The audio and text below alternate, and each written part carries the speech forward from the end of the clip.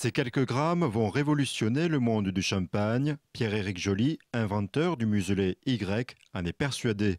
Les différences avec les modèles actuels entraînent des économies d'échelle. Le muselet là est beaucoup plus simple.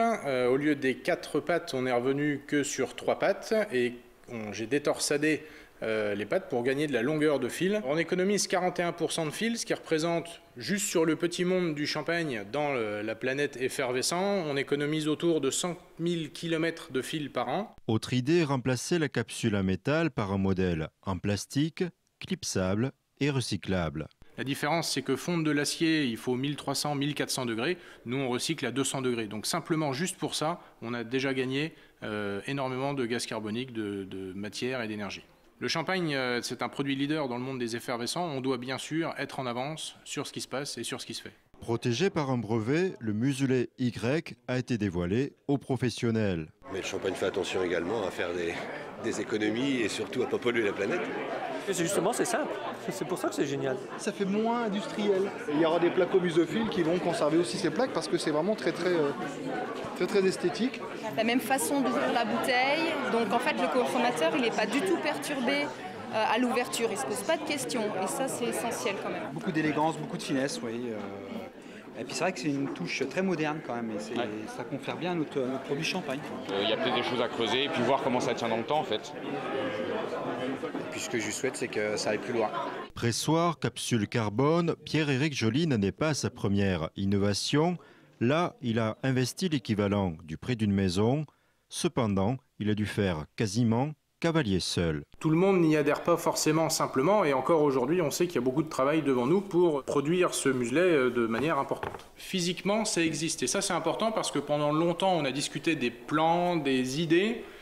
Ça a été compliqué et long, mais aujourd'hui, c'est sur bouteille. Et c'est pour ça qu'on se réunit aujourd'hui, c'est pour montrer, pour prouver que c'est possible. Et je pense que la meilleure preuve, c'est en le mettant sur mes propres bouteilles de champagne. Le muselet Y est adapté aux mises en bouteille manuelles. L'étape suivante consiste à valider ce procédé pour les grandes cadences.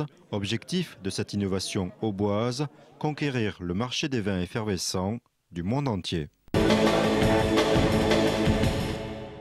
La vie de château pour un peu plus de 3 millions d'euros. C'est un bien d'exception que cet homme d'affaires à la retraite cherche à revendre. Le château de Saint-Benoît-sur-Vanne est inscrit aux monuments historiques. Il l'a acquis en piteux état à la fin des années 80. Il souhaite s'en séparer aujourd'hui. Je me sépare simplement parce que j'ai un changement de vie dans ma tête, que j'ai réalisé tous les travaux possibles et imaginables dans cette maison. Donc j'ai l'intention maintenant de me rendre sur la Bretagne et de repartir sur mes anciennes amours. Et les maisons, vous vous sentez bien. Et cette maison, je me sens bien. Vous savez que je l'aime, cette maison-là. Mon fils aussi, du reste. Ça nous ennuie de la lâcher, mais on ne peut pas entretenir tout. Mais il faut changer de temps en temps de région. Et puis laisser à d'autres le bien en question. Laisser à d'autres les 53 hectares de terrain clos traversés par la Vanne, le pigeonnier octogonal hors du commun, les 800 mètres carrés entièrement restaurés. Ici, on passe de la chambre du Xe siècle aux parties plus récentes des 15e, 16e et 18e siècles. Il y a un profil type d'acheteur pour un tel bien. Bien sûr, c'est un achat particulier, c'est pas pour tout le monde. Il faut au départ être amoureux des vieilles pierres et ne pas penser quand on fait un château, on va le revendre et on fait un investissement. Non, c'est une façon de vivre, c'est pas qu'un achat, non, parce que l'achat, c'est pouvoir maintenir la propriété. Et voilà, c'est une vie particulière, la vie de château. Et dans ce marché des biens d'exception, l'Ouest au bois, même en temps de crise économique, tire son épingle du jeu. 3 millions d'euros, c'est l'équivalent d'un appartement de 300 mètres carrés à Paris. L'Aube est intéressante parce qu'on a un accès très facile de Paris. Aussi, on a un accès facile de la Belgique, de l'Allemagne, de la Suisse. Donc ici, on a quand même une clientèle européenne qui s'intéresse à ce château. L'Aube est encore sauvegardé. Disons que c'est un département encore de vraie campagne. Le château de Saint-Benoît-sur-Vanne a déjà reçu plusieurs visites, mais aucune n'a encore abouti sur une vente. Le propriétaire et la négociatrice ne s'inquiètent pas pour autant. Leur discours est identique. Ce n'est pas eux qui vendent la propriété, c'est elle qui se vendra par elle-même. Pas trop sucré, il est même assez consistant, disons, mais il est très bon.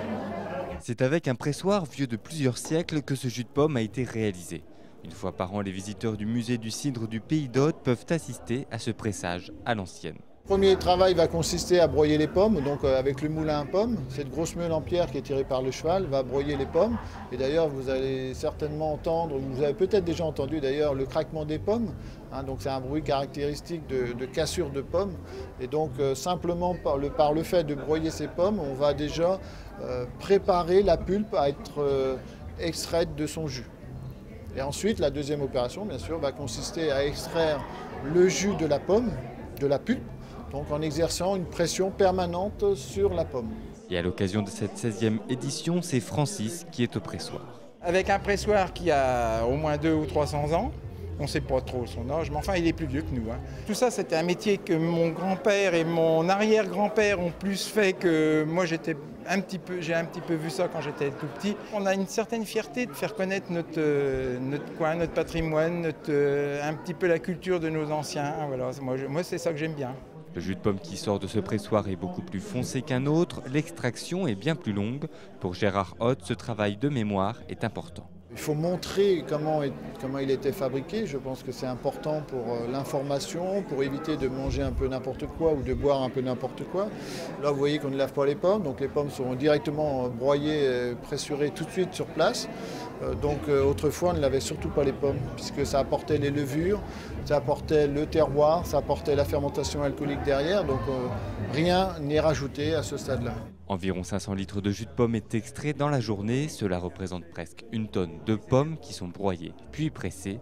Cette presse à l'ancienne est devenue un rendez-vous incontournable pour les amateurs de pommes, mais aussi les curieux. C'est des techniques que je connais plus ou moins, mais de les voir vraiment en action, comme on peut voir aujourd'hui, c'est une première pour moi.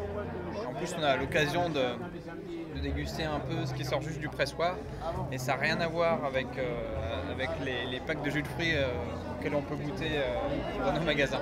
Entre 2 et 3 000 visiteurs viennent assister chaque année à cette pressée, l'occasion de goûter un jus tout frais ou alors avec un peu de patience, un cidre à l'ancienne.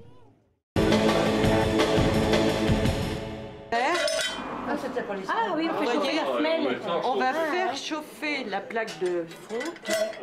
Elle va se remettre là-dedans. C'est un mélange de cuivre et laiton qui va bien diffuser la chaleur. Avant d'être des pièces du musée du passé simple, ces objets étaient des ustensiles du présent. Et quand le visiteur parcourt les 6 pièces de cet ancien bûcher d'instituteur, les souvenirs remontent. Ah oui, l'appareil pour les faire à friser. Ça vous rappelle des souvenirs, cet appareil-là? Oh bah oui, j'ai connu ça. Une lentille qu'on mettait devant, puis on faisait du portrait avec aussi. Ça vous rappelle des souvenirs? Oui, j'en ai eu un. Ma mère qui m'avait offert ça. Et ça faisait, comme c'est un format des négatifs 6:6, donc c'était très net, très piqué, de la belle photo, quoi. Cela fait 10 ans que ce musée a ouvert ses portes dans le village de Crézantignes. C'est sous l'école que sont exposées ces 2500 pièces du quotidien passé. Et si le musée présente quelques pièces remarquables, elles ne sont pas majoritaires. On essaie de rassembler des objets usuels qui auraient au moins 60 ans.